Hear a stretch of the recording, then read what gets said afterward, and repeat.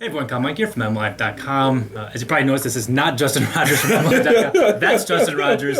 This is Tony Ortiz from The Ticket, sideline reporter for the Lions. Listen, if you're comparing me to Justin, my looks are improving, so there you go.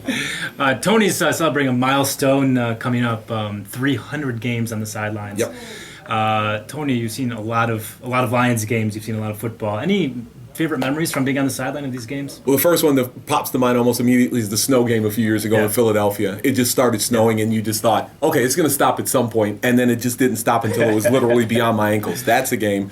When the Lions clinched the playoffs in 2011, they beat San Diego at Ford Field, and the players went around, and Jim Schwartz was the coach at the time. They all went around and shook the fans' hands. That was good. The game last year in Dallas, the playoff game, that was a lot of fun. I've only gotten to cover 2 playoff games, but both of them have been very memorable, including New Orleans a couple of years ago. I remember up in the press box of that Philly game, when the game started, I couldn't see the numbers up in the press box. And they're not that far away, but I couldn't tell if it was Joik Bell or Reggie Bush carrying the football. You know? It was amazing because it just kept falling. And I stupidly in that game wore sneakers. I had a chance to bring boots. I said, nope, let me put on the sneakers because there's no way it's going to snow that much.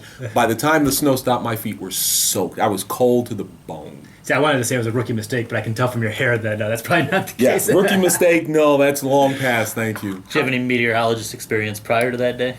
Yeah, I've had a couple of moments when it was pretty bad. For example, the Metrodome, which I'm glad is now a hole in the ground or a smoking crater, I maintained that place had a wind chill factor because it was cold inside, and when you'd open the doors, it had that compressed air and it would come in. I said that once to Miller and Brandstatter, and they just made fun of me and continue to this day to make fun of me because they can't believe that an indoor place had a wind chill factor, but it did. The Metrodome was the coldest building I'd ever been in.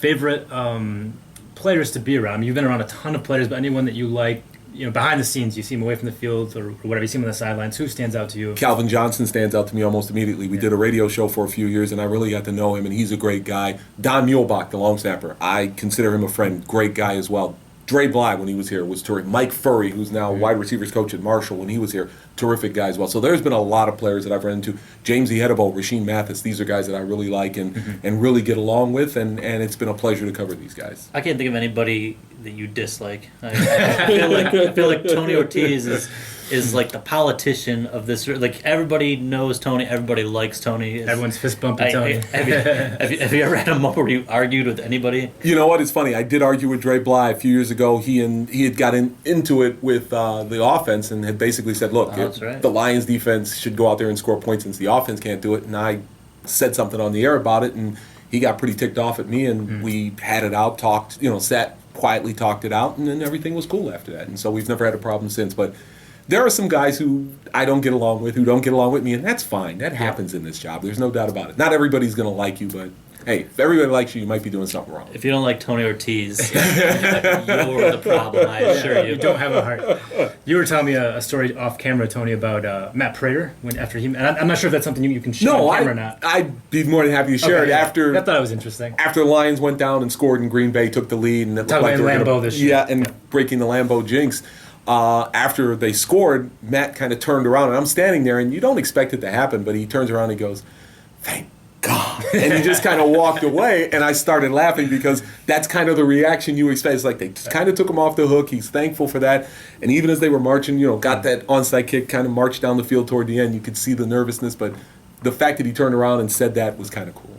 I mean, that's something we just don't see. We don't see the players' reaction outside of maybe some of those NFL films segments.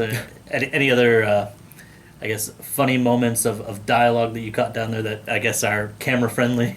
Oh, there have been moments when guys have just said things and just blurted things out, and you're thinking, do they know that they're being filmed? Do they know what they're thinking?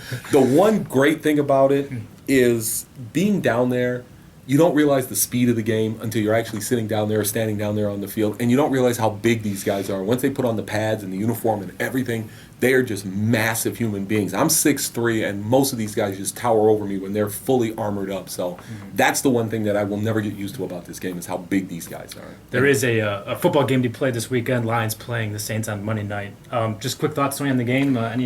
I think the big key is going to be shutting down Drew Brees. No one's been able to completely shut him down, but the Lions have a young secondary, and Drew Brees is definitely going to test them. That's going to be an issue. I think if the running game for the Saints gets going, I think that's going to be a problem for the Lions because at that point their offense becomes very diversified.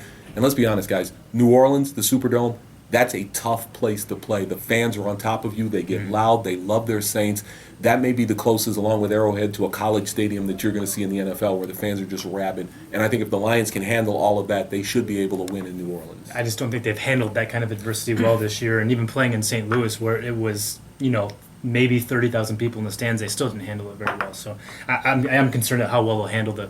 I've been in that Superdome. I've covered games there before, and it gets loud. It can get really loud, and so you need to handle that well. That's just, and you've already seen snap issues too between Swanson and Stafford. That could be an issue if the volume is a factor in the game. And I'll tell you what, also, just like the Lions players are playing for their jobs, so are the Saints players. They're out of the playoffs, and a lot of those guys may not be back in New Orleans. They're really doing a job of house cleaning, and we've seen a couple of guys, Lance Moore most notably, the last couple of years that they've cut loose and let go, rebuilding that roster. The other question, too, where's Sean Payton going to be next year? Could he be back in New Orleans? Could he be here in Detroit? There's a number of places where he could end up in the NFL, so you got to believe he's trying to leave that situation, if he does end up leaving New Orleans, on a pretty good note. Might see a rare situation where a coach is traded. I mean, it's happened before. It seems like it might trend that way. He's a name brand, and they probably could get some kind of draft pick conversation. I have not talked to Nate Burleson this week, but I imagine his advice would be don't wear white sleeves.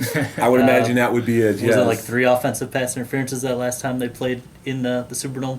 It was incredible. Yeah. I mean, everything that could possibly have gone wrong for that team went wrong in the second half of that game. So, yeah, don't wear white sleeves. And the other thing is, don't grab the other guys in the full view of the officials, because they're going to throw a flag in the Superdome, believe me. One final non-football note, Tony. You're a big Star Wars fan, as am I. Justin's rocking the Darth Vader shirt. We're all it's a pretty cool shirt. It's hidden, but trying to act professional.